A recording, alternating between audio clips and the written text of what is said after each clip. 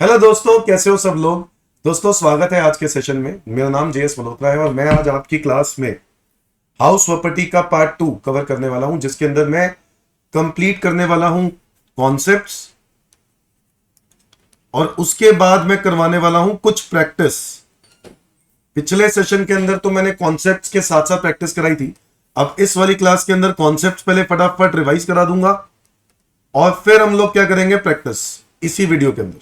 ठीक है, तो स्टार्ट करते हैं दोस्तों, और टाइम वेस्ट करे बगैर तो स्टार्ट करते हैं। कॉन्सेप्ट्स होगा पहले, फटाफट हम लोग जो रह गया वो खत्म करते हैं और उसके बाद हम उसकी प्रैक्टिस करनी स्टार्ट करेंगे। ठीक है, आपको ये टेलीग्राम ये पीडीएफ चाहिए होगा तो आपको टेलीग्राम चैनल पर ज्वाइन करना होगा। उसका लिंक जो है वो मेरी इसी वीडियो के डिस्क्रिप्शन में आपको मिल जाएगा। ठीक है, तो स्टार्ट करते हैं। Thank you. 23(5) है house property held as stock in trade. अगर मैंने हाउस प्रॉपर्टी, मेरे पास बहुत सारी हाउस प्रॉपर्टीज हैं और मैं ये बोलता हूं गवर्नमेंट को कि ये मेरा स्टॉक इन ट्रेड है, मैं प्रॉपर्टी खरीदने और बेचने का काम करता हूं, तो ऐसे केस में हाउस प्रॉपर्टी को आपकी एनुअल वैल्यू 0 रहेगी। कितने साल तक? 2 साल तक। जब घर कंप्लीट हो गया, कंस्ट्रक्शन कंप्लीट हो गई, उसके बाद तक 2 साल तक ये स्टॉक इन ट्रेड 0 माना जाएगा एनुअल वैल्यू। बट उसके बाद 23(4) लगा देंगे हम आपके ऊपर। इसीलिए तो जो बिल्डर्स होते हैं वो प्रॉपर्टी कंस्ट्रक्ट ही नहीं करते जब तक घर बिकता नहीं, तो तब तक वो 90% कंस्ट्रक्शन करके छोड़ देते। क्योंकि अगर कंप्लीशन सर्टिफिकेट आ गया, कंस्ट्रक्शन हो गई और उसके बाद से 2 साल का पीरियड होगा, 2 साल तक तो तुम्हारी इनकम 0 मानेंगे उसकी एनुअल वैल्यू, बट उसके बाद सेक्शन 23(4) लगा देंगे। Okay, next is section 25A, जो कि बात करता है रिकवरी ऑफ अनरियलाइज्ड रेंट और एरियर्स ऑफ रेंट रिसीव। अगर अनरियलाइज्ड रेंट जो पुराने सालों में डिडक्शन मिली थी, अगर वो रिकवर हो जाता है तो वो अनरियलाइज्ड रेंट आपको टैक्सेबल हो जाएगा। सिमिलरली अगर पिछले सालों का कोई रेंट रिवाइज हुआ रेट्रोस्पेक्टिव डेट से, तो जो पिछले सालों के एरियर्स अगर इस साल में मिलते हैं तो जिस साल में मिले उस साल में क्या हो जाएंगे? टैक्सेबल हो जाएंगे after getting standard deduction of 30% from it. क्या ये बात समझ में आ गई? इसके बाद आ जाओ सेक्शन नंबर 26 में, जो कि है को-ओनर्स। को-ओनर्स के केस में 2 पोर्शंस में आप इनकम फाइंड आउट करो। सेल्फ ऑक्यूपाइड पोर्शन को अलग कर दो, लेट आउट पोर्शन को अलग कर दो। अगर सेल्फ ऑक्यूपाइड पोर्शन के लिए इनकम निकाल रहे हो को-ओनर्स की, तो शुरुआत में क्या एनुअल वैल्यू तो 0 ही होती है। शुरुआत से उनकी इनकम्स सेपरेटली ही कैलकुलेट करो। क्या ये बात समझ में आई? यानी जो लिमिट है ना, लिमिट इंटरेस्ट ऑन लोन की, वो सबको मिल जाएगी सेपरेटली अगर सेल्फ ऑक्यूपाइड प्रॉपर्टी है। बट अगर वो लेट आउट प्रॉपर्टी है तो इसके अंदर क्या करो, पहले एक मानकर इनकम फाइंड आउट कर लो। जो इनकम आएगी उसको डिवाइड कर दो रेशियो ऑफ ओनरशिप में। जितनी ओनरशिप रेशियो है उसी ओनरशिप रेशियो में डिवाइड कर दो। तो मान लो अगर 2 ओनर है, दोनों के इक्वल ओनरशिप है, तो इनकम पहले एक मान के निकाल लो, फिर जो इनकम आएगी उसको दोनों हिस्सों में बांट दो। क्या ये बात समझ में आ गई? ये हो गया को-ओनर्स। इसके बाद आ जाता है section number 27 deemed owner. Deemed owner में कहता है कि अगर आप प्रॉपर्टी अपने स्पाउस को देते हो बिना कोई एडिक्वेट कंसिडरेशन लिए, तो आप मालिक मान लिए जाते हो, खुद आप ही मालिक मान लिए गए। और एक्सेप्शन केस है डाइवोर्स केस। अगर मैंने प्रॉपर्टी दी डाइवोर्स होने के बाद या डाइवोर्स होने से पहले, तो डाइवोर्स होने के बाद जो सिचुएशन होगी उस पर जो भी इनकम होगी उसका मालिक मैं नहीं माना जाऊंगा, वो मालिक ट्रांसफरी माना जाएगा जिसको ट्रांसफर किया। तो डाइवोर्स होना एक्सेप्शन है। Number 2, transfer to minor child without adequate consideration. मैंने अपने बच्चे को दिया प्रॉपर्टी बिना कोई कंसिडरेशन लिए, तो गवर्नमेंट कहता है आप ही डीम्ड ओनर माने जाओगे। Number 3, holder of impartible estate. अगर कोई ऐसी प्रॉपर्टी है जिसके टुकड़े नहीं हो सकते और आप उसके पोजेशन होल्डर हो, तो आप ही डीम्ड ओनर मान लिए जाओगे। क्या यह बात समझ में आई? जैसे कोई ट्रस्ट होता है, उस ट्रस्ट का जो ट्रस्टी होता है वो ही होल्डर माना जाता है, क्योंकि कोई और ओनर अगर नहीं है उसका, तो holder of impartible estate is deemed owner. Number 4, possession of immovable property on part performance of the contract. Part performance समझ रहे हो? पूरे कॉन्ट्रैक्ट में ये बात लिख दी गई थी कि ये प्रॉपर्टी 1 करोड़ की बेच रहे हैं। अब 1 करोड़ की प्रॉपर्टी के पैसे सारे साथ साथ तो लेने नहीं है, थोड़ा थोड़ा टाइम देंगे हम आपको। 2 महीने बाद या 3 महीने बाद अगर मैं एग्रीमेंट में ये बात लिख देता हूं कि आप इतना पैसा दे दो, कुछ पैसा दे दो, 50% दे दो, 60% दे दो, उसके बाद मैं आपको प्रॉपर्टी की क्या दे दूंगा? चाबियां दे दूंगा। दैट मींस मैंने पोजीशन क्या कर दी? ट्रांसफर।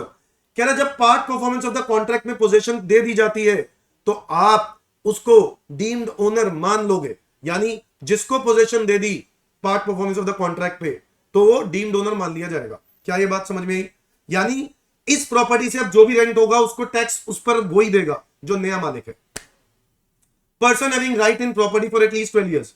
अगर 12 साल के लिए आप प्रॉपर्टी के क्या हो, मालिक हो, तो आप डीम डोनर मान लिए जाते हो। Number last 6 point, cooperative society के आप मेंबर हो। कोऑपरेटिव सोसाइटी ने आपको एक प्लॉट या बिल्डिंग अलॉट कर दी और आप उस बिल्डिंग के मालिक मान लिए जाओगे टिल आप कोऑपरेटिव सोसाइटी के मेंबर हो। तो ये सारी बातें हमने सेक्शन नंबर 27 डीम डोनर में पढ़ी थी। Is that clear? तो एक बार फटाफट सारे सेक्शंस को रिवाइज कर ले। कौन कौन से सेक्शंस हैं? 22 हो गया बेसिस ऑफ चार्ज, 22 हो गया बेसिस ऑफ चार्ज, 23 1 हो गया annual value of let out property, annual value of let out property, 23 2 हो गया annual value of self occupied property, annual value of self occupied property, 23 3 हो गया अगर self occupied property part of the year के लिए किराए पर दे दिया, so let out self occupied property, self occupied house property let out for part of the year. अगर part of the year के लिए लेट आउट कर दिया तो वो क्या मान लिया जाएगा? लेट आउट प्रॉपर्टी मान ली जाएगी for whole of the previous year. 23 4 हो गया more than two self occupied house properties. 23 5 हो गया house property held as stock in trade. 24 A हो गया, 24 ए हो गया स्टैंडर्ड डिडक्शन, 24 ए हो गया स्टैंडर्ड डिडक्शन जहां पे 30% की स्टैंडर्ड डिडक्शन मिलती है। 24 बी हो गया interest on loan, interest on loan. 25 ए हो गया एरियर्स, एरियर्स और recovery of unrealised rent, recovery of unrealised rent. दोनों की ट्रीटमेंट सेम होती है, दोनों की ट्रीटमेंट सेम होती है। 26 हो गया कोनर्स और 27 हो गया बच्चों डीम डोनर। ये हो गए सारे के सारे सेक्शंस।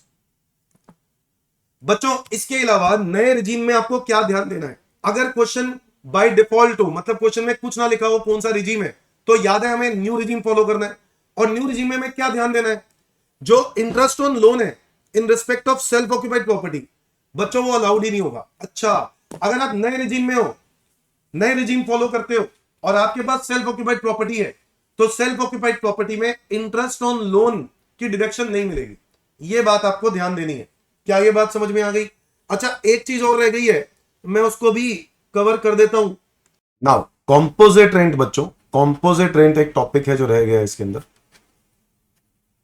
कॉम्पोजिट रेंट का मतलब होता है जब आप प्रॉपर्टी को किराए पर देते हो और उसमें rent of only house property नहीं होता है, फैसिलिटीज भी होती है, फैसिलिटीज भी होती है, उसको हम लोग क्या बोलते हैं? Composite rent.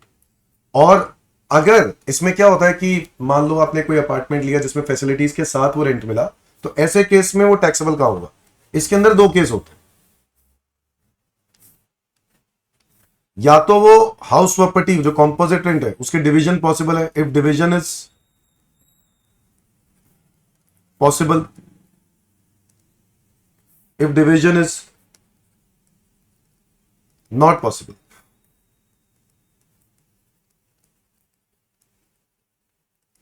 मतलब अगर आपने प्रॉपर्टी को और फैसिलिटीज को अलग अलग कर दिया, वो पॉसिबल है, तो ऐसे केस में अगर हाउस प्रॉपर्टी को अलग कर दिया और फैसिलिटीज को अलग कर दिया, ठीक है, तो ऐसे केस में जो हाउस प्रॉपर्टी का रेंट है वो या तो पीजीबीपी में टैक्सेबल, नो सॉरी पीजीबीपी में नहीं, अब तो सारा का सारा कहां टैक्सेबल होगा? Taxable under the head house property only. अब से क्या पढ़ना है हमने अमेंडमेंट के बाद? House property only. अब से सिर्फ taxable house property only pay ही होगा। फैसिलिटीज की बात करें तो दोस्तों यहां पर यह टैक्सेबल हो सकता है अंडर द हेड पीजीबीपी, अगर मेरा रेगुलर काम है, और अगर मेरा रेगुलर काम नहीं है तो अदर सोर्सेस। बोलो हाँ है ना दोस्तों? अगर डिवीजन पॉसिबल नहीं है और मेरा वो मतलब एक रेगुलर एक्टिविटी है, इफ रेगुलर एक्टिविटी, अगर डिवीजन पॉसिबल नहीं है और वो रेगुलर एक्टिविटी है, तो ऐसे केस में ये टैक्सेबल कहां होगा? पीजीबीपी। और अगर रेगुलर एक्टिविटी नहीं है, if not a regular activity, तो कहां टैक्सेबल हो जाएगा? ये पूरा का पूरा rent other sources. Is that clear everyone? तो ये है जो आपको और ध्यान रखने की जरूरत है। बस ये जो है ना, ये अमेंडमेंट वाला पॉइंट है। पहले इसके अंदर हम पढ़ते थे कि पीजीबीपी में भी हो सकता है अगर रेगुलर काम है तो, बट अब ये हाउस प्रॉपर्टी हेड में टैक्सेबल होगा। नाउ आपको मैंने सेक्शन 115 बीएससी के बारे में बता दिया। अब हम लोग जो पढ़ेंगे वो पढ़ेंगे कुछ प्रैक्टिस करेंगे क्वेश्चंस की, प्रैक्टिस करेंगे क्वेश्चंस की, ठीक है। इसी के आगे, two brothers Arun and Bimal are co-owners of the house property. The property was constructed during financial year 1998-99. The property consists of 8 units, is situated at Cochin.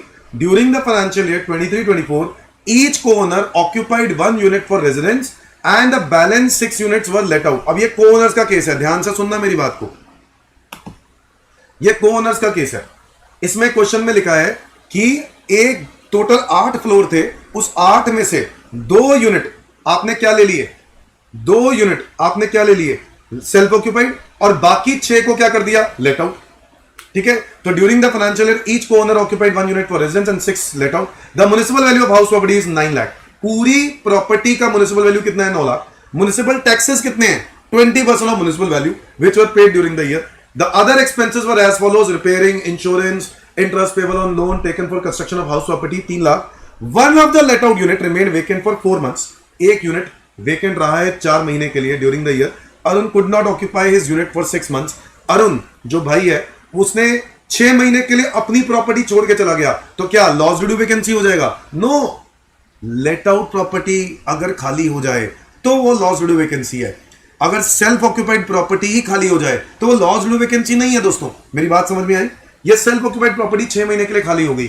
यार आप कहीं घूमने फिरने चले गए अपनी प्रॉपर्टी छोड़ के, तो आप क्या गवर्नमेंट को बोलोगे लॉस ड्यू टू वैकेंसी है? नहीं ना। तो वही बात हो रही है, तो वो लॉस ड्यू टू वैकेंसी नहीं है।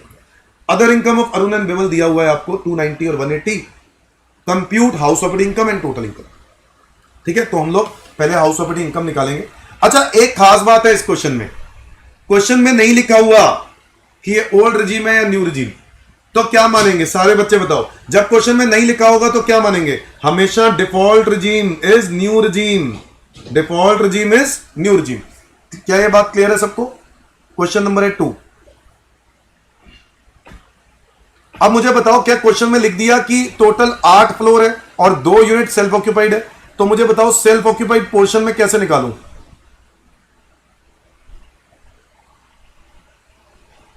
कैसे निकालूं? 2 आउट ऑफ 8 इंटू 100। क्या मैं कह सकता हूं अगर 100% प्रॉपर्टी है 2/8 सेल्फ ऑक्यूपाइड है, तो 2/8 सेल्फ ऑक्यूपाइड हो गया, तो कितना हो गया ये हो गया 25% सेल्फ ऑक्यूपाइड। और लेट आउट पोर्शन कितना हुआ? जब भी कभी ऐसे फ्लोरो भरा प्रॉपर्टी का केस हो ना, तो आप पहले तो यही काम करो, उसका परसेंटेज निकालो कि कितना परसेंटेज बनता है वो। क्या मेरी बात सबको समझ में आ रही है? लेट आउट पोर्शन क्लियर हो गया, सेल्फ ऑक्यूपाइड पोर्शन क्लियर हो गया। अब क्या करना है? अब आपको कुछ बताया गया था को-ओनर्स के केस में, आपको याद होगा को-ओनर्स में ना जब लेट आउट प्रॉपर्टी होती है उसमें आपको इनकम 1 मान के चलना है। पहले 1 मान के कर लिया, 1 मानकर इनकम निकाल लो, फिर उसके बाद बांट देंगे आधा आधा। बोलो यस और नो? इक्वली ओनर्स है ना सारे, दोनों के दोनों, ठीक है। तो पहले लेट आउट प्रॉपर्टी के हिसाब से 1 ओनर मान के चलते हैं। तो मैं पहले करता हूं इन case of let out portion.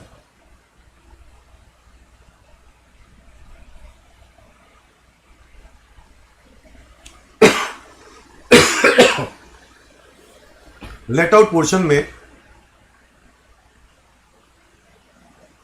Gross annual value यानी GAV, मैं GAV निकाल रहा हूं। और सबसे पहले GAV निकालने के लिए मुझे क्या चाहिए होगा? मुझे GAV के लिए म्युनिसिपल वैल्यू चाहिए होगा, फेयर एंड चाहिए होगा, स्टैंडर्ड एंड चाहिए होगा, यस और नो? तो मैं वर्किंग नोट बना रहा हूं।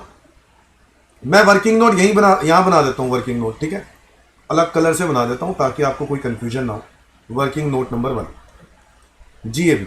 सबसे पहले मुझे क्या चाहिए? म्युनिसिपल वैल्यू चाहिए। चाहिए कि नहीं चाहिए? हाँ जी, म्युनिसिपल वैल्यू चाहिए। सो म्युनिसिपल वैल्यू में मेरे पास म्युनिसिपल वैल्यू में इंफॉर्मेशन दी हुई है, पूरी प्रॉपर्टी की म्युनिसिपल वैल्यू 9 लाख है। पूरी प्रॉपर्टी की हमें कितना चाहिए? 75%। तो 9 लाख रुपए का 75% कितना हुआ? 675। तो म्युनिसिपल वैल्यू हो गया 675। सेकंड क्या चाहिए होता है? Fair and. फेयर एंड दिया हुआ है क्या? हाँ सर, क्वेश्चन में तो नहीं दिया फेयर एंड। नहीं दिया तो हम निकाल सकते हैं ना। Actual rent per month multiply by number of months of ownership. Formula लिखो, actual rent per month, actual rent per month multiply by number of months of ownership. अच्छा, अगर क्वेश्चन में ऐसा नहीं दिया तो हम ऐसा कर सकते हैं? हाँ बिल्कुल कर सकते हैं, बिल्कुल कर सकते हैं, कोई दिक्कत ही नहीं है इसके अंदर। ठीक है, तो बताओ एक्चुअल रेंट पर मंथ कितना है? एक्चुअल रेंट पर मंथ है 12,000 रुपए एक यूनिट का, तो 6 यूनिट का कितना होगा? सारे बच्चे बताओ 6 यूनिट का कितना होगा? 12,000 इंटू 6, और हमें पूरे साल का चाहिए तो कितना होगा? इंटू 12, तो 12,000 इंटू 6 इंटू 12, यह आ गया 8,64,000 मेरा फेयर रेट। इसके बाद मुझे क्या करना है, क्या लेना है? हायर ऑफ 1 एंड 2, और वो कितना है हायर ऑफ 1 एंड 2? 8,64,000। इसके बाद मुझे फोर्थ पॉइंट क्या करना है? स्टैंडर्ड रेंट से कंपेयर करना है। स्टैंडर्ड रेंट दिया है क्या क्वेश्चन में? Standard rent, standard rent, standard rent नहीं दिया, नहीं दिया तो क्या लेते हैं? Not applicable. इसके बाद हमें क्या करना है? सीधा लेना है एक्चुअल रेंट। जब एप्लीकेबल ही नहीं है तो लिमिट ही हटा दो, एक्चुअल रेंट लेना है। एक्चुअल रेंट दिया हुआ है क्या? हाँ दिया हुआ है। एक्चुअल रेंट में 6 यूनिट है, 6 यूनिट का किराया बनेगा तो इतना ही। बट इसमें क्वेश्चन में एक बात और मेंशन है कि आपकी यहां पे लॉज ड्यू वैकेंसी भी है। चेक करो, कह रहे आपका एक unit, one of the unit remain vacant for 4 months during the year. Okay, so बताओ विच एवर इज हायर में तो ये आ गया था ना। अब बताओ यहां पर मैं क्या लूंगा? 8,64,000 में से मैं लॉज ड्यू वैकेंसी के 4 महीने का किराया, कितना? 4 महीने का एक यूनिट का किराया कितना बना? 12,000 इंटू 4 यानी 48,000, वो मैं हटा दूंगा तो ये कितना बना? 8,64,000 माइनस 48,000, ये बना 8,16,000। बताओ अब मुझे क्या करना चाहिए? आपको याद होगा गवर्नमेंट कहता है कि लॉज ड्यू वैकेंसी का बेनिफिट जरूर देंगे हम। अब इसका मतलब यह है कि अगर एक्चुअल रेंट क्या पहले से कम है? नहीं सर नहीं, पहले से कम तो नहीं था, ये बाद में कम हुआ है, तो एक्चुअल रेंट को ही क्या ले लेंगे? लॉस। एक्चुअल रेंट को ही क्या ले लेंगे? जीएवी। बच्चों मैंने आपको रूल्स लिखवाए थे लॉज ड्यू वैकेंसी में, याद करो। अगर आप लोगों ने वो न्यू रूल्स नहीं पढ़े हैं तो मेरी रिवीजन की वीडियो जरूर देखना, हाउस प्रॉपर्टी की, मेरे यूट्यूब चैनल पर मिल जाएगी। ठीक है, मेरी बात को ध्यान से सुनो। अगर, और वही है तरीका, और कोई तरीका नहीं है, गवर्नमेंट ने कानून में डाल रखा है। लॉज ड्यू वैकेंसी के 3 रूल है। पहला, अगर लॉज ड्यू वैकेंसी माइनस करने के बाद एक्चुअल रेंट एक्सपेक्टेड रेंट से कम होता है। एक्सपेक्टेड रेंट क्या है? ये एक्सपेक्टेड रेंट है, जो स्टैंडर्ड रेंट से कंपेयर करने के बाद विच एवर इज लेस आता है ना, उसको एक्सपेक्टेड रेंट बोलते हैं। बट अगर एक्सपेक्टेड रेंट आपको दिया होता, सॉरी स्टैंडर्ड रेंट दिया होता तो मैं एक्सपेक्टेड रेंट बोल लेता, बट अभी नहीं दिया तो मैं यही मान रहा हूं एक्सपेक्टेड रेंट है। अब रूल क्या लगाना है कि अगर actual rent loss due vacancy के बाद कम हुआ, माइनस करने के बाद, या पहले से ही कम था। सर ये तो बाद में कम हुआ, लॉज ड्यू वैकेंसी माइनस किया और आपने देखा ये अमाउंट कम हो गया, इससे कम हो गया कि नहीं हो गया? हाँ कम हो गया, और गवर्नमेंट इस चीज का बेनिफिट देना चाहता है, तो पता क्या होता है? पॉइंट नंबर 6 क्या हो जाएगा? Lower of 3 and 5। सर क्या बात कर रहे हो सर, यहां पे तो हमेशा हायर लेते हैं। हाँ यहां पे हायर ही लेते हैं, बट सुनो मेरी बात, मैंने एक रूल बताया आपको कि अगर actual rent loss due to vacancy की वजह से कम हो जाए, actual rent loss due to vacancy की वजह से कम हो जाए, तो actual rent will be treated as GAV. और अगर सर नहीं उस रीजन से कम नहीं है, पहले से ही कम है एक्चुअल रेंट, मान के चलो 864 की जगह ये 860 होता, कितना होता? 860। तो गवर्नमेंट कहता है हम उस केस में लॉस ड्यू टू वैकेंसी 860 में से माइनस नहीं करेंगे, हम विच एवर इज हायर उठाएंगे, मतलब 864 बेसिकली, और उसमें से लॉस ड्यू टू वैकेंसी का बेनिफिट दे देंगे। क्या ये बात समझ में आ रही है? ये हमारा रूल है। ठीक है, तो लॉस ड्यू टू वैकेंसी पहले से कम है या बाद में कम हुआ? अगर पहले से कम है तो ईआर को उठाएंगे और उसमें से loss due to vacancy minus कर देंगे, क्योंकि हम सिर्फ benefit loss due to vacancy का देंगे और किसी चीज का बेनिफिट नहीं देंगे। और अगर पहले से कम नहीं है, बाद में कम हुआ, तो हम लोग एआर को ही जीएवी ले लेंगे, क्योंकि बेनिफिट तो देना ही था और दे दिया। 8,16,000, तो मेरा जीएवी क्या आएगा? 8,16,000 माइनस करेंगे म्युनिसिपल टैक्सेस। क्वेश्चन में लिखा है क्या? 20% of municipal taxes, municipal value का 20%। अब municipal value let out property का निकाल तो रखा ही था 675, इसी का 20% कर दो, ये आ गया 1,35,000, ये आ गया 816,000 माइनस 135,000 विच इज 681। ये हो गई मेरी एनुअल वैल्यू। और इसमें से मैं माइनस करूंगा स्टैंडर्ड डिडक्शन जो कि है 30%, इसका 30% कर देते हैं 2,04,300, माइनस करूंगा इंटरेस्ट ऑन लोन। क्या क्वेश्चन में लेट आउट प्रॉपर्टी का इंटरेस्ट ऑन लोन है? इंटरेस्ट ऑन लोन आपको दिया है टोटल हाउस प्रॉपर्टी का 3 लाख टोटल, तो 3 लाख रुपए का इंटरेस्ट ऑन लोन है। इसका 75% लेट आउट का हो गया, तो 3 लाख रुपए का 75% विच इज 2,25,000, तो यहां आ जाएगा। ये माइनस कर देते हैं, तो बताओ 681,000 माइनस 204,300 माइनस 225,000, ये हो गया 251,700। ये टोटल हो गया। अब मुझे बताओ ईच को ओनर का क्या इनकम होगी? ईच को ओनर इनकम, हर को ओनर की इनकम क्या होगी? 251,700 डिवाइडेड बाय 2, 2 को ओनर है, तो ये इनकम हो गई ₹125,850। ये बात समझ में आ गई। इसके बाद मुझे निकालना है सेल्फ ऑक्यूपाइड पोर्शन के लिए। So in case of self occupied portion, आप पहले से ही अलग अलग कर दो इनको। सेल्फ ऑक्यूपाइड पोर्शन में कैसे निकालना होता है? पहले से ही अलग अलग करना होता है। तो सेल्फ ऑक्यूपाइड पोर्शन में मुझे क्या करना है? हाउस अरुण को अलग करना है और विमल को अलग करना है, और यहां पर मुझे इंटरेस्ट। अब यहां पर बताओ, क्या यहां पर सेल्फ ऑक्यूपाइड प्रॉपर्टी में एनुअल वैल्यू निल होती है? हां। मुझे बताओ क्या माइनस करते हैं इंटरेस्ट ऑन लोन? बिल्कुल करते हैं।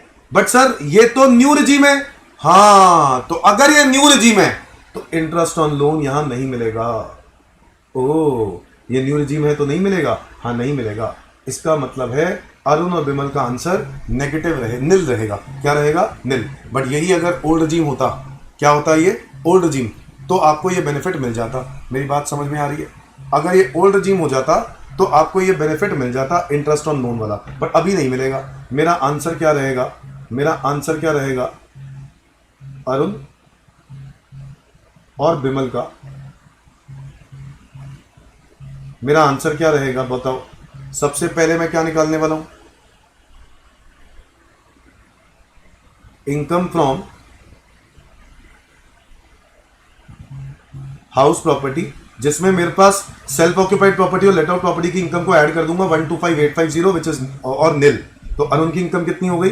125,850 और विमल की भी हो गई 125,850। इसके अंदर क्या कुछ अदर इनकम भी दी हुई है? हाँ, अदर इनकम भी दी हुई है। अदर इनकम ऐड कर देते हैं। कितनी इनकम दी हुई है अदर सोर्सेज में? 290 और 180। तो 290 इसमें ऐड कर देते हैं और इसमें ऐड कर देते हैं 180। टोटल इनकम कितनी आ गई? ग्रॉस टोटल इनकम ये कितनी आ गई? 125,850 प्लस 290, ये हो गया 4,15,850। और यहां पर कितना हो गया? 125,850 प्लस 180। जो बच्चे मेरे साथ पहले पढ़ चुके हैं, तो मैंने तब आपको ओल्ड रिजीम के हिसाब से करवाया था। किस हिसाब से कराया था? ओल्ड रिजीम के हिसाब से। अभी किस हिसाब से करा रहा हूं? न्यू रिजीम के हिसाब से। क्या मेरी बात समझ में आई? तो आंसर में फर्क आएगा, यस और नो। तो मेरे पास जो बुक में मैंने आपको आंसर क्वेश्चन दिया हुआ है, बुक में मेरे मटेरियल में भी ये क्वेश्चन है, बट वो मैंने आंसर किस हिसाब से दिया? ओल्ड रिजीम के हिसाब से। अभी ये आंसर किस हिसाब से चल रहे हैं? न्यू रिजीम के हिसाब से। क्या ये बात समझ में आ गई? तो न्यू रिजीम होगा तो इंटरेस्ट ऑन लोन की डिडक्शन नहीं मिलेगी। मेन बात तो बस यही है, इंटरेस्ट ऑन लोन की डिडक्शन नहीं मिलेगी। Is that clear everyone? Question number है 3। आओ जरा देखें। Mister Deep is the owner of house property in Chennai which is let out for 1,44,000, includes 16,800 for the maintenance of lift and garden. अब ये कौन सा केस है? ये पता कौन सा केस है? ये कॉम्पोजिट रेंट का केस है। कौन सा केस है? Composite rent. और कॉम्पोजिट रेंट का मतलब होता है जब आपको प्रॉपर्टी के रेंट के साथ फैसिलिटीज का रेंट भी मिले। जब प्रॉपर्टी और फैसिलिटीज दोनों का रेंट मिलता है ना, हम उसको कॉम्पोजिट रेंट बोलते हैं। और जब कॉम्पोजिट रेंट मिलेगा तो हमें प्रॉपर्टी को अलग करना है, फैसिलिटीज के रेंट को अलग करना है, क्योंकि प्रॉपर्टी का रेंट तो जाएगा हाउस प्रॉपर्टी में, फैसिलिटीज का रेंट कहां जाएगा? अदर सोर्सेज में। कहां जाएगा? अदर सोर्सेज में। Is that clear everyone? Question number 3 बताओ दोस्तों। क्वेश्चन ने साफ बोल दिया दीप एक ओनर है जिसके लेट आउट प्रॉपर्टी 1,44,000 का किराया है, 16,800 किस चीज के लिए? लिफ्ट और गार्डन के लिए। ओके, म्युनिसिपल वैल्यूएशन दिया है 1,20,000। ये किसका है? प्रॉपर्टी का या इंक्लूडिंग गार्डन है? ये सिर्फ प्रॉपर्टी का है। फेयर रेंट प्रॉपर्टी का, स्टैंडर्ड रेंट प्रॉपर्टी का। Rent of half month could not be collected, ये क्या है? इसको बोलते हैं अनरियलाइज्ड रेंट। क्या बोलते हैं इसको? Unrealised rent. आधे महीने का रेंट कलेक्ट नहीं हुआ, अनरियलाइज। लोकल टैक्सेस पेबल यानी म्युनिसिपल टैक्स की बात हो रही है, 12,000 आउट ऑफ इस टेनेंट हैज अंडरटेकन टू पे। क्या इसकी डिडक्शन मिलेगी? नहीं मिलेगी। अंडरटेकन, अगर भाई टेनेंट पे करेगा तो नहीं मिलेगी। कंडीशन याद है, म्युनिसिपल टैक्स की दो कंडीशन होती हैं। एक पहली कंडीशन, म्युनिसिपल टैक्स किसके ऊपर खर्चा होना चाहिए? ओनर के ऊपर। और कौन? और वो उसको पे करना जरूरी है, तो ओनर ही पे करेगा और वो पे करना जरूरी है, मतलब लायबिलिटी भी होनी चाहिए और पे भी करना है। समझ गए बात? किसकी लायबिलिटी होनी चाहिए? ओनर की, और उसी को पे करना पड़ेगा। तो वो अगर वो पे कर देता है तो रिडक्शन मिल जाएगी। The tenant has also undertaken to bear the cost of repairs, however mister Deep bears the following expenditure during the previous year 23-24: annual charges, insurance, ground rent, lift maintenance। भाई देखो, इसका तो कोई लेना देना नहीं है, ये इंफॉर्मेशन बिल्कुल कोई रिलेवेंस नहीं है, इररिलेवेंट इंफॉर्मेशन है। लिफ्ट मेंटेनेंस और सैलरी ऑफ गार्डनर, बताओ इसके खर्चों की आपको डिडक्शन मिल जाएगी। हाँ, ये अदर सोर्सेज की इनकम में से माइनस होगी। किस में से माइनस होगी? अदर सोर्सेज की इनकम में से। अदर सोर्सेज की इनकम आपको दी हुई है ना, क्या आपको दिया नहीं हुआ? 16,800 लिफ्ट और गार्डन का है। हाँ, तो 16,800 की जो इनकम है ये अदर सोर्सेज में जाएगी, और उसमें से ये खर्चा क्या होगा? माइनस। बिजनेस इनकम आपकी लिखी हुई है। अच्छा, ये क्या है? ये है interest on loan. Borrowed capital दिया है, इंटरेस्ट ऑन बोरोड कैपिटल यानी interest on loan. Assuming that business income is 346, determine the income of Mr. Deep for the assessment year 24-25. The construction of the house is completed on 31st March 2011. During the previous year 16-17, Mr. Deep has claimed and allowed a deduction of unrealized rent 20. कह रहे 20,000 की कोई deduction आपने claim की थी, आज आपको 18,000 रुपए रिकवर हो रहे हैं। कितने रिकवर हो रहे हैं? 18,000। मुझे बताओ, और आपने 19,000 रुपए का खर्चा कर दिया उसके ऊपर लीगल खर्चा रिकवरी कराने का, इसका कोई बेनिफिट मिलेगा? नहीं मिलेगा। इस पर रिकवरी ऑफ अनरियलाइज्ड रेंट पर एक क्लॉज था सेक्शन नंबर 25A में, जिसमें यह बात लिखी थी कि जब भी ये रिकवर होगा तो उसमें से 30% की क्या मिल जाएगी? Standard deduction. 30% की क्या मिल जाएगी? Standard deduction. बस।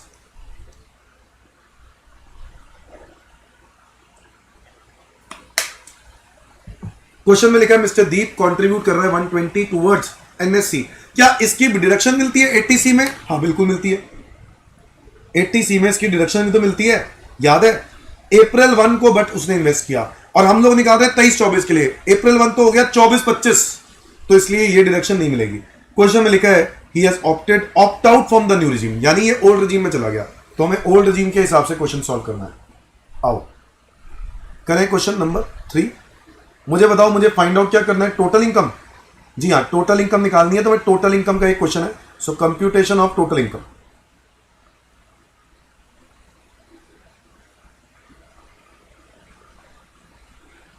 Of Mr Deep. मुझे बताओ टोटल इनकम के लिए मेरे को क्या क्या डेटा दिया हुआ है। एक तो दिया हुआ है इनकम फ्रॉम हाउस प्रॉपर्टी, जो दिया हुआ है बेसिकली हमें फाइंड आउट करना पड़ेगा, है ना। हाउस प्रॉपर्टी की इनकम प्रॉपर दी थोड़ी ना, हमें फाइंड आउट करनी पड़ेगी। ये तो हो गया वर्किंग नोट नंबर 1। इसके अलावा मुझे income from other sources, in fact income from business भी दिया हुआ है। ये देखो बिजनेस इनकम दिया हुआ है, तो इनकम फ्रॉम पीजीबीपी कितना है? ये 3,46,000। इसके अलावा मुझे इनकम दी हुई है फ्रॉम अदर सोर्सेस। अब ये अदर सोर्सेस की इनकम में ना फाइंड आउट करूंगा यहां पर। मुझे रेंट दिया हुआ है, क्या रेंट दिया हुआ है सारे बच्चे बताओ? 16,800 कॉम्पोजिट, है ना। तो 16,800 का रेंट जो लिफ्ट और गार्डन के लिए है, जिसमें से आधे महीने का रेंट तो कलेक्ट ही नहीं हुआ, अनरियलाइज हो गया। तो सिर्फ प्रॉपर्टी, सिर्फ फैसिलिटीज का या प्रॉपर्टी, सिर्फ प्रॉपर्टी का ये अनरियलाइज है, या फैसिलिटीज वगैरह मिला के कॉम्पोजिट का अनरियलाइज है?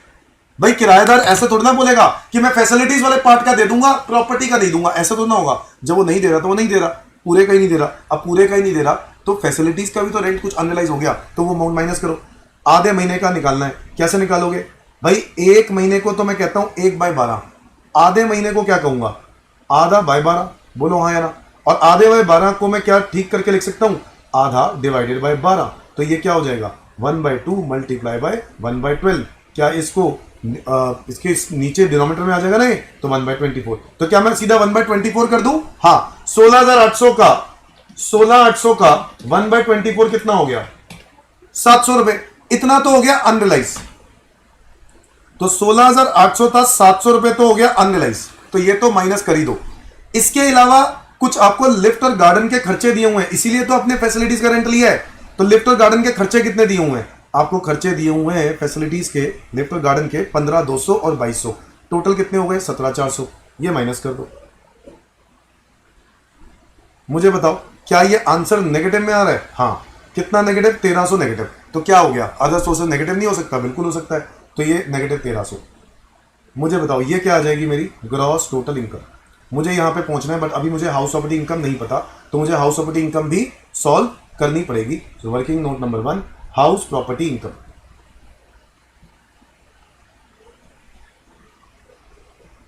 सारे बच्चे बताओ मुझे सबसे पहले क्या चाहिए हाउस प्रॉपर्टी इनकम के लिए? जीएवी। ठीक है, जीएवी मैं शॉर्टकट में निकाल रहा हूं। मुझे सारे बच्चे बताओ म्युनिसिपल वैल्यू दिया है क्या?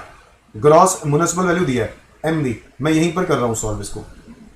एमवी कितना है? 120। ओके, 120। एफआर दिया है क्या? एफआर दिया है क्या? एफआर 124। एसआर दिया है क्या? एसआर भी दिया है क्या? हाँ, एसआर भी दिया है 123,200। मैं अब इसको शॉर्टकट में कर रहा हूं, ठीक है।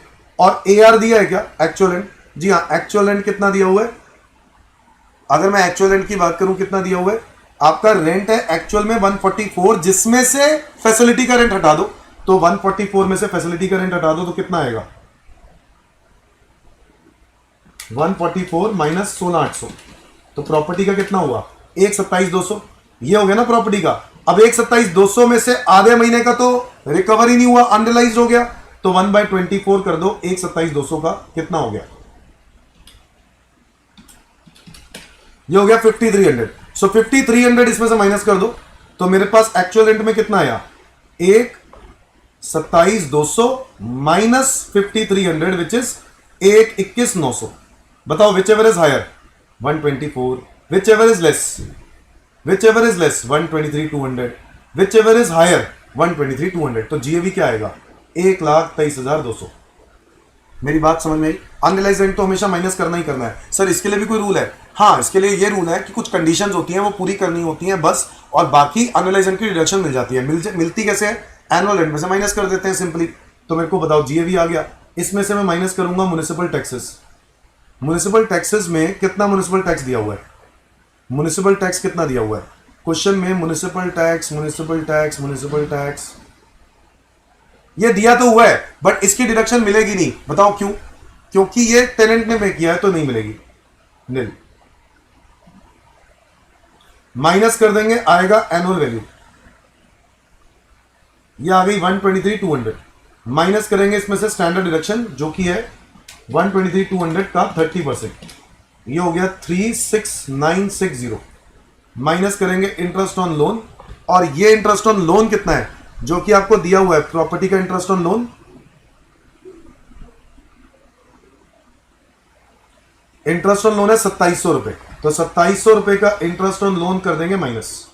तो मुझे बताओ मेरी हाउस प्रॉपर्टी की इनकम आएगी ये वाली, ठीक है। इसके अंदर 1,23,200 माइनस 36,960 माइनस 2,700, तो ये हो गया 83,540।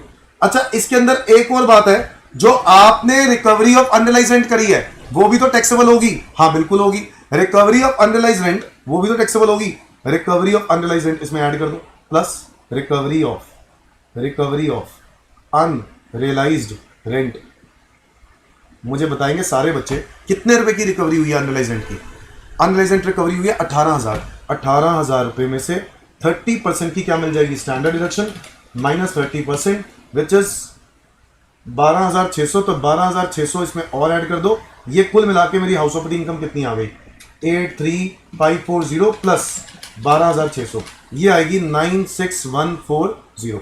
ये 96,140 मेरी हाउस प्रॉपर्टी इनकम आ गई, और ये बात मैं डाल दूंगा 96,140 यहां पर, 96,140, और मेरी टोटल इनकम हो जाएगी 96,140 प्लस 3,46,000 प्लस माइनस 1,300।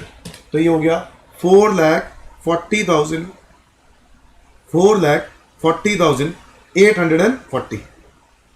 सबको समझ में आ गया? जल्दी जल्दी कंफर्म करो।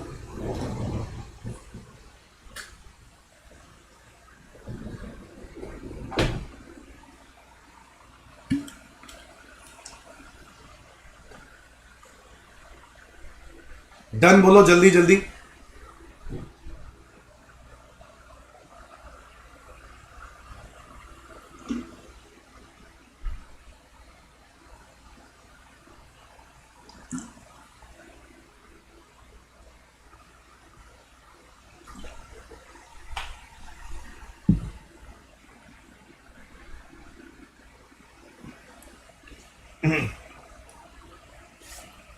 Done everyone. तो ये भी एक क्वेश्चन है जिसमें मैंने आपके साथ, देखो आपने देखा मैं लिमिटेड करा रहा हूं, बट क्या सारी चीजें कवर कर रहा हूं? सारी चीजें कवर कर रहा हूं। मैंने ना उस लिमिटेड क्वेश्चन में सारी प्रैक्टिस कराने की कोशिश की है, हर टॉपिक को छेड़ने की कोशिश करी है। आ जाओ क्वेश्चन नंबर 4। ये है कौन सा केस? ये है फॉरेन प्रॉपर्टी का केस, ठीक है।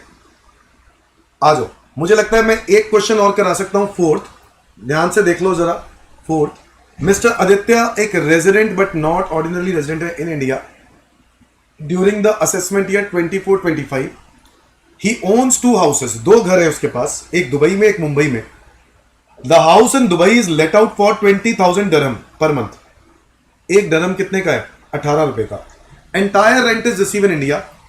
ही paid property tax of 2,500 dirham and sewerage tax of 1,500 dirham। क्या ये दोनों हाउस टैक्स हैं? जी हाँ, ये दोनों म्युनिसिपल टैक्स होते हैं। इसकी आपको डिडक्शन मिल जाएगी। आपके क्वेश्चन में कह रहा है देर फॉर फाइनेंशियल ईयर, तो ये आपने डिडक्शन, ये टैक्सेस पे किए हैं। Okay, the house is in Mumbai is self occupied. He has taken loan of 25 lakh to construct the house on 1st of June 2020 at the rate of 10%. The construction was completed on 31st May and he occupied the house on 1st of June. The entire loan is outstanding as on 31st March. Property tax paid in respect of the second house is 2,400. Compute income under red house property in the hands of Mr. Aditya. Assuming that assessee has opted out from the new regime, यानी वो कौन सी regime में चला गया? Old regime में चला गया। आओ क्वेश्चन नंबर कर रहे हैं 4। ओल्ड रजीम के हिसाब से सारे बच्चे मुझे बताएंगे। सबसे पहले दुबई प्रॉपर्टी के लिए अलग करो और मुंबई प्रॉपर्टी को अलग करो। अब मुंबई वाली जो प्रॉपर्टी है, क्या क्वेश्चन में लिख दिया है साफ तौर पे कि ये सेल्फ ऑक्यूपाइड प्रॉपर्टी है? सारे बच्चे बताओ, क्या मुंबई वाली प्रॉपर्टी सेल्फ ऑक्यूपाइड है? हाँ, तो कहानी खत्म हो गई। और दुबई वाली प्रॉपर्टी लेट आउट है। ये तो बहुत ही आसान हो गया। अब मुझे बताओ सबसे पहले हमें क्या निकालना है? Gross annual value. क्या निकालना है? ग्रॉस एनुअल वैल्यू, जीएवी निकालना है। जीएवी निकालने के लिए मुझे लेट आउट प्रॉपर्टी में एमवी चाहिए, एफआर चाहिए, एसआर चाहिए। कुछ भी नहीं दिया हुआ तो भाई साहब जो दिया हुआ है ना वही ले लो ना। तो 20,000 dirham दिया हुआ है। 20,000 dirham मल्टीप्लाई बाय 18 कर दूं? हाँ, 1 dirham इंडियन रुपीज में कन्वर्ट हो गया, इंटू 12। तो 20,000 इंटू 18 इंटू 12, ये हो गया 43,20,000। 43,20,000 सेल्फ ऑक्यूपाइड प्रॉपर्टी में तो हो गया नील। माइनस करेंगे इसमें से क्या? म्युनिसिपल टैक्सेस, जो क्वेश्चन में दिया हुआ है कितना म्युनिसिपल टैक्सेस दिए हुए हैं? डरहम 2500 और 1500, 4,000 dirham दिया हुआ है। 4,000 dirham है ना, मल्टीप्लाई बाय 18 कर देते हैं तो मेरा कितना आ गया? 4,000 मल्टीप्लाई बाय 18 विच इज 72,000। बताओ, सेल्फ ऑक्यूपाइड प्रॉपर्टी में तो एनुअल वैल्यू ही नील होती है ना, तो इसका तो नील ही रहेगा। 4320 माइनस 72,000, ये आ गया 4278, ये हो गया नील। ये आ गई मेरी एनुअल वैल्यू। माइनस करेंगे स्टैंडर्ड डिडक्शन, जो कि कितनी होगी? इसका 30%, ये हो गया 12,83,400, यहां आ गया नील। माइनस करेंगे इंटरेस्ट ऑन लोन, जो कि कितना आएगा?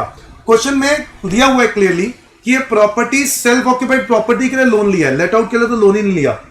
क्या दुबई वाली प्रॉपर्टी के लिए लोन लिया? नहीं। कह रहा है is taken loan of 25 lakh to construct the house on 1st June 2020 at 12%। ये कौन से घर की बात कर रहा है? मुंबई वाली प्रॉपर्टी के लिए।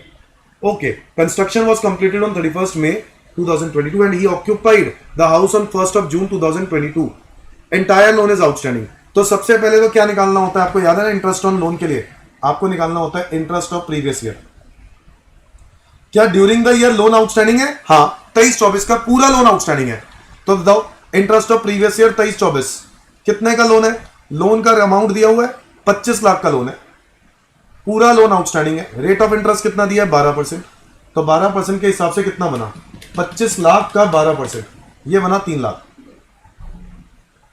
इसके बाद निकालेंगे interest of pre construction period. Pre construction period, और प्री कंस्ट्रक्शन पीरियड में हमें कब से लेकर कब तक का चाहिए? जिस डेट पर बोरो किया उस डेट से लेकर कंस्ट्रक्शन से पहले का 31 मार्च। याद आ रहा है कुछ? सॉरी, 42-48 आएगा। बच्चे कह रहे हैं 42-48 आएगा।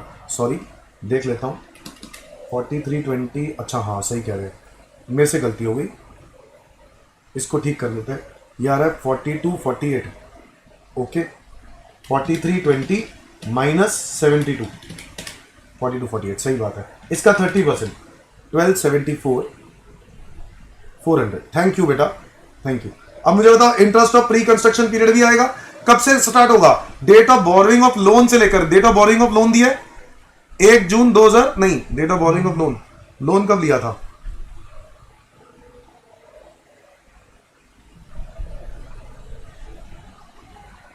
लोन की डेट नहीं दी हुई क्या? हाँ लोन लिखा तो हुआ 1 जून 20, 1 जून 20 से लेकर कब तक? जिस साल में कंस्ट्रक्शन खत्म हुई उससे पहले का 31 मार्च, तो 31 मार्च 2000 कौन सा हो गया? 22। बोलो हाँ या ना। तो 1 जून 20 से लेकर 31 मार्च 22 तक के लिए निकालना है, तो बताओ कितना आएगा? 1 जून 20 से लेकर 31 मार्च 22 कितना पीरियड बन गया? मुझे लगता है 1 साल और 10 महीने बन गया। तो बताओ 1 साल 10 महीने का इंटरेस्ट निकाल लेते हैं। 25 लाख रुपए का 12%, 25 लाख रुपए का 12%, 3 लाख रुपए, और 25 लाख रुपए का 12% 10 महीने के लिए, यह कितना बनेगा? 25 लाख रुपए का 12% इंटू 10 डिवाइडेड बाय 12, यह बना 2.5 लाख। कुल मिला के तो हो गया 5.5 लाख। यस और नो? तो आपने जो प्रॉपर्टी के लिए लोन लिया था वो कितने रुपए का लिया था? 25 लाख का। आपका इंटरेस्ट बन रहा है एक तो प्रीवियस ईयर वाला 3 लाख, और प्री कंस्ट्रक्शन पीरियड बन रहा है, प्री कंस्ट्रक्शन पीरियड बन रहा है, ठीक है 5.5 लाख। अब आपको याद होगा 5.5 लाख रुपए का जो बन रहा है डिवाइड बाय 5 करेंगे, हाँ है ना? 5 सालों में बांटते हैं कि नहीं बांटते हैं? 5 सालों में बांटते हैं, तो ये कितना बना? 1/10। लो जी लो, 4,10,000 रुपए का इंटरेस्ट हो गया, 4,10,000 का इंटरेस्ट हो गया। जी हाँ 4,10,000 का इंटरेस्ट हो गया। आपको 4,10 का इंटरेस्ट कलेक्शन मिलेगी भी? नहीं मिलेगी। क्यों नहीं मिलेगी? सेल्फ ऑक्यूपाइड प्रॉपर्टी है। मैक्सिमम कितनी क्लेम कर पाओगे? बताओ मैक्सिमम कितनी क्लेम कर पाओगे? मैक्सिमम इंटरेस्ट ऑन लोन कितनी क्लेम कर पाओगे सेल्फ ऑक्यूपाइड प्रॉपर्टी में? दुबई वाली प्रॉपर्टी के लिए तो लोन ही नहीं है, सेल्फ ऑक्यूपाइड प्रॉपर्टी के लिए कितनी ले पाओगे? सेल्फ ऑक्यूपाइड प्रॉपर्टी के लिए मैक्सिमम ले पाओगे 2 लाख रुपए। अगर न्यू रिजीव होता तो वो भी नहीं ले पाते। क्या ये क्वेश्चन में लिख दिया या ऑप्ट आउट कर रहा है? हाँ, तो मैक्सिमम कितना ले पाओगे? 2 लाख रुपए। Is that clear everyone? तो मुझे बताओ मेरा टोटल इनकम क्या आएगा? 4248,000 माइनस 1274,400, यह आ गया 29,73,600 माइनस 2 लाख, यह नेगेटिव हो गई। मुझे बताओ मेरी टोटल हाउस प्रॉपर्टी इनकम कितनी आ गई? टोटल हाउस प्रॉपर्टी इनकम आ गई 27,73,600। Is that clear everyone? मैं 2 लाख रुपए का जो नेगेटिव है वो मैं मेरी लेट आउट इनकम से माइनस कर दूंगा, तो मेरी टोटल इनकम आ जाएगी इतनी। Is that clear everyone?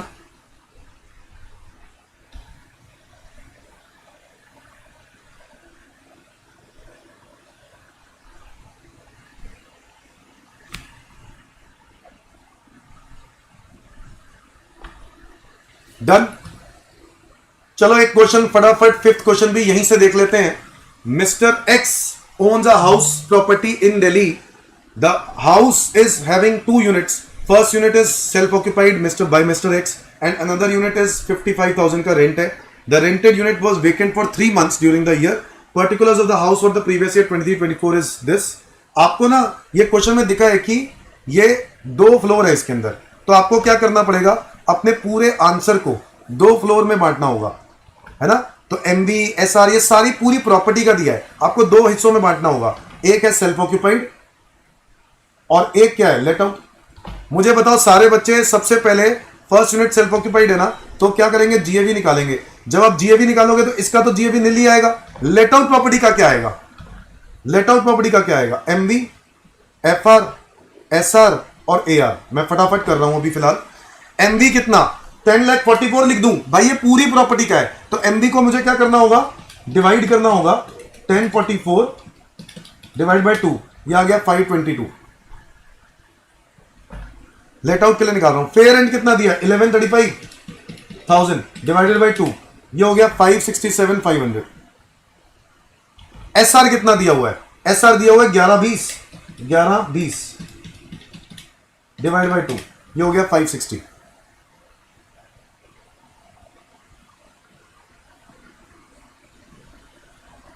और एआर कितना दिया हुआ है? एक्चुअल रेंट, एक्चुअल रेंट आपको दिया हुआ है 55,000 रुपए महीना। Is that clear? तो 55,000 इंटू 12। अब 55,000 इंटू 12 कर रहा हूं, यह आ गया 660।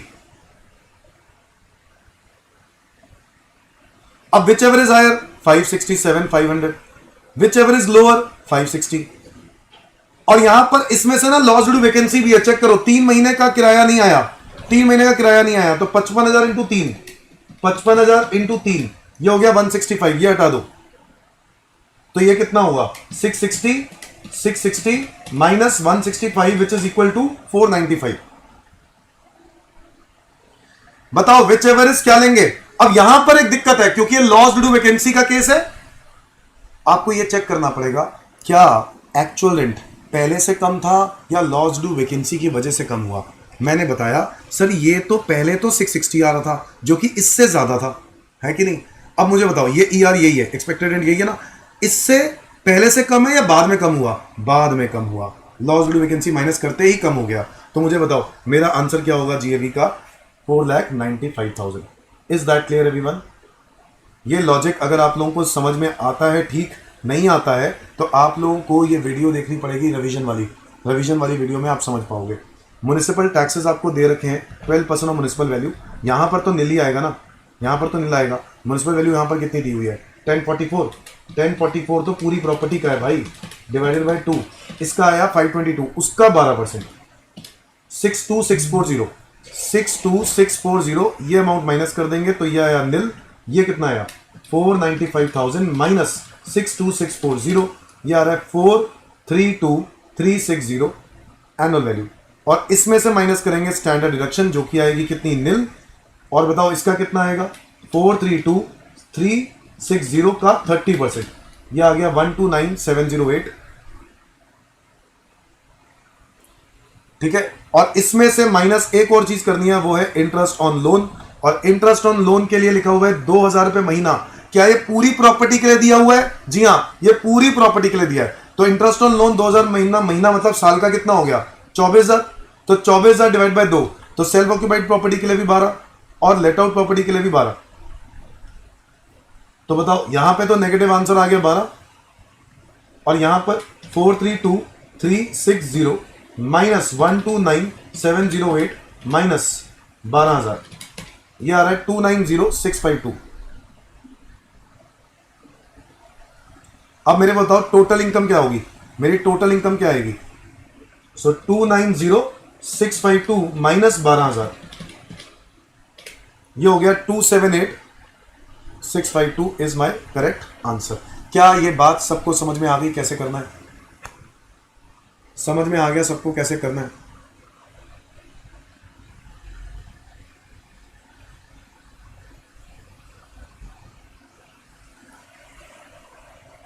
लास्ट क्वेश्चन सिर्फ डिस्कस कर लेता हूं, आप लोग करोगे, आंसर मैंने दे दिया नीचे, ठीक है? लास्ट क्वेश्चन आप लोग करोगे, मैं समझा देता हूं। क्वेश्चन में लिखा है एक्स एक कॉस्ट अकाउंटेंट है एबीसी लिमिटेड में, एक बॉम्बे में, गेट्स 18,000 उसकी सैलरी है, ठीक है? माफ करना, सैलरी वाकई बहुत कम है, बट ये पुराना क्वेश्चन है, ठीक है? और इंस्टीट्यूट के सीएमए इंस्टीट्यूट का ही क्वेश्चन है, ठीक है? सीएमए इंस्टीट्यूट का क्वेश्चन है, इंपॉर्टेंट है। सीएमए में आ गया है, सीए में आ गया है, सीए में भी आ गया है, ऐसा ही क्वेश्चन चार्टर्ड अकाउंटेंट के लिए भी बना हुआ है। सीएम में सीए, अब सिर्फ किसका आना रह गया? सीएस का आना रह गया, तो हो सकता है इस बार सीएस में आ जाए। तो इसलिए ये भाई देख लो, आपको आपकी जॉब कर रहे हो, ठीक है? सैलरी है 18,000 रुपये महीना, ही ओन्स 2 हाउसेस, दोनों घर लेट आउट कर दिए, एक अपनी ही कंपनी को किराए पर दे दिया। वाह भाई वाह, अपनी ही कंपनी को किराए पर दे दिया, एबीसी लिमिटेड, जहां पे वो जॉब कर रहा था, और कंपनी ने उसको as a rent free accommodation दे दिया। क्या मेरी बात समझ में आई? कंपनी ने उसको यही property as a rent free accommodation दे दी, तो क्या ये परक्विजिट नहीं बन गया? हाँ, अभी तक आपको सिर्फ बेसिक सैलरी बताई गई थी, बट बेसिक सैलरी के साथ साथ 18,000 इंटू 12, 2,16,000, इसके साथ साथ उसने ये प्रॉपर्टी कंपनी को दी और कंपनी ने इसको as a rent free quarter दे दिया, यानी रेंट फ्री अकोमोडेशन। तो आप लोग इसमें सैलरी इनकम भी निकालोगे, सैलरी इनकम भी निकालोगे। क्या मेरी बात समझ में आ रही है? अब मुझे बताओ सैलरी इनकम, सैलरी इनकम। अब मुझे बताओ रेंट फ्री अकोमोडेशन के लिए यहां पर ये प्रॉपर्टी किराए पर दिया ना कंपनी ने, और कंपनी ने तुम्हें दे दी, तो आपको याद होगा इसमें दो केस होते हैं रेंट फ्री अकोमोडेशन में, owned by hire, owned by employer या हायर्ड बाय एम्प्लॉयर। या हायर्ड बाय एम्प्लॉयर का केस है। कितना किराया देते हैं वो आपको? आपको मतलब हो सकता है मालिक कोई और हो, मानो अब मालिक कोई और है, यही है ना वो घर, हाउस वन, हाँ यही है हाउस वन। कितना किराया मिल रहा है? 63, 63 एक्चुअल है। तो बताओ ना क्या करेंगे? 10% ऑफ सैलरी और actual hire charges. Okay, 10% of salary और actual hire charges, whichever is less is value of perquisite. तो 10% ऑफ सैलरी, सैलरी कितनी है? 2,16,000। सर आप ये क्या कह रहे हो 10%? बेटे अमेंडमेंट आ गई है, आरएफए में मैक्सिमम लिमिट 15 की जगह 10% हो गया है। तो आप लोगों को याद हो गया कि नहीं हो गया? अब तक ना दिमाग में बैठ जानी चाहिए। इसका 10% 21,600। भाई साहब अमेंडमेंट पे जरूर आएगा, आरएफए पे क्वेश्चन आएगा ही आएगा, याद रखना। तो ये 21,600 है, 363 which ever is less, 21,600 taxable हो जाएगा। तो मुझे बताओ, अरे हाँ हाँ हाँ, क्योंकि अमेंडमेंट आ गया तो ये आंसर भी गलत है भाई, फिर ये आंसर गलत है, ये तो आंसर गलत है। ये ओल्ड अमेंडमेंट, ओल्ड के हिसाब से आंसर दिया हुआ है, अभी न्यू आंसर निकालना पड़ेगा आपको। तो ये तो आ गया मेरा सैलरी इनकम, ये कितनी आ जाएगी? 2,16,000 प्लस 21,600, तो ये आ गया 237,600। और इसमें से 50,000 की स्टैंडर्ड डिडक्शन भी तो लोगे, तो 50,000 की स्टैंडर्ड डिडक्शन भी माइनस कर देते हैं। 237,600 माइनस 50,000, ये आ गया 187,600। डन। तो ये मेरी 187,600 आ गई सैलरी इनकम। मैं यहीं पे सॉल्व कर देता हूं 187,600। इसके अंदर मैं ऐड करूंगा हाउस प्रॉपर्टी इनकम, दोनों प्रॉपर्टीज को रेंट ऐड कर दो बस, और क्या करना है आपको? दोनों ही रेंट आउट प्रॉपर्टी है। म्युनिसिपल वैल्यू आपको पता ही है, म्युनिसिपल वैल्यू हाउस वन का म्युनिसिपल वैल्यू दिया हुआ है, दिया हुआ है। ये थोड़ा सा आगे पीछे दिया हुआ है तो आप एक जगह लिख लो तो ज्यादा बढ़िया। Municipal value, fair rent, standard rent और एक्चुअल रेंट। म्युनिसिपल वैल्यू कितना दिया है? 61। फेयर रेंट कितना दिया है? 60। स्टैंडर्ड रेंट कितना दिया है? स्टैंडर्ड रेंट मुझे दिख नहीं रहा, नहीं दिख रहा मतलब नॉट एप्लीकेबल, नहीं दिख रहा मतलब नॉट एप्लीकेबल। एक्चुअल रेंट कितना है? 63। Whichever is higher? 61। Whichever is higher? 63। क्योंकि जब लोअर वाला जो था वो किसके साथ होता था? स्टैंडर्ड रेंट के साथ। स्टैंडर्ड रेंट ही नहीं है तो विच एवर इज हायर करेंगे, तो 61, 60, विच एवर इज हायर 63। तो मेरे को बताओ 63,000 हो गया जीएवी, है ना? जीएवी हो गया 63। तो इसका आंसर तो 63 हो गया जीएवी का। इसका बताओ हाउस टू का। हाउस टू का मैं यहां लिख देता हूं एमबी, एफआर, एसआर और एआर। बताओ एमबी कितना? 180 नहीं 185। एफआर कितना? एफआर दिया है 182 और एसआर तो है नहीं। और एआर कितना? एआर है 184। Whichever is higher? 185। Whichever is less, sorry whichever is higher again 185। तो मेरा आंसर इसमें रहेगा 185। सो आंसर इज 185, यहां पर आएगा 185। ओके, तो लो जी मुझे बताओ, जीएवी निकाल दिया है। मैं क्वेश्चन नंबर कौन सी की बात कर रहा हूं? क्वेश्चन नंबर है 6 में GAV house one, house two कितना आ रहा है? हाउस वन हाउस टू का जीएवी कितना आ रहा है? ये आ रहा है हाउस वन का 63, हाउस टू का 185। 63 और 185, इसमें से माइनस करना है क्या? Municipal taxes. और म्युनिसिपल टैक्सेस पेड कितना है? 14 और 40, 14,000 और यहां आएगा 40,000। यहां पर आ जाएगा एनुअल वैल्यू। एनुअल वैल्यू कितना आएगा? 51। ओहो,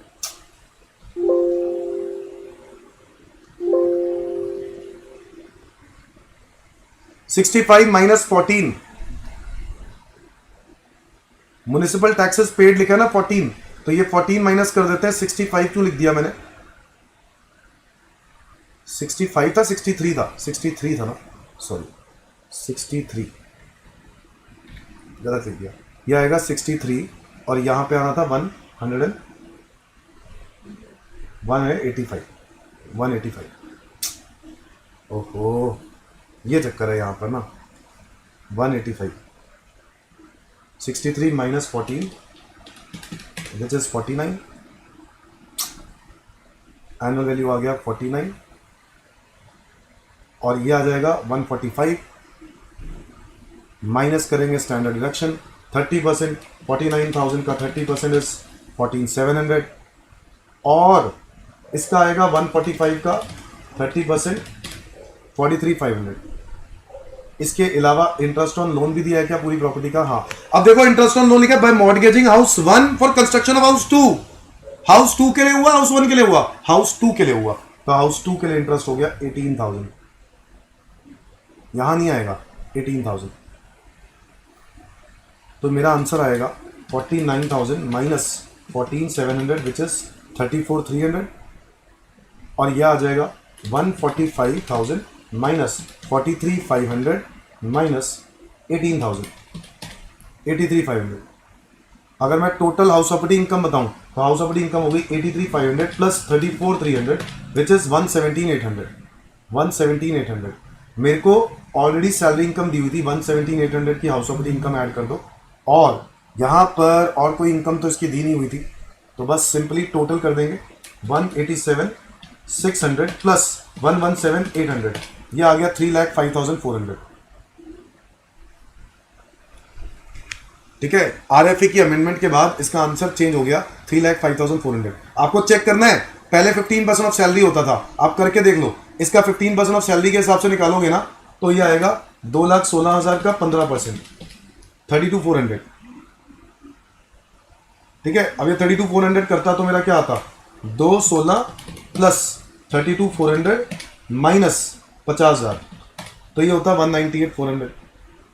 अब आप चेक कर सकते हो 198,400 होता इसकी जगह, तो क्या मेरा आंसर मैच कर रहा है जो मैंने गिवन है?